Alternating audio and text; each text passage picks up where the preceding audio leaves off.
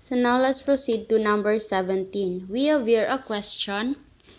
Which among the following linear congruent has a solution? So, a linear congruent AX modulo B modulo M has a solution if and only if GCD is divided by B. So now let's identify the GCD of option A, which is the GCD of 3 and 6 is equal to 3. So 3 times 2 does not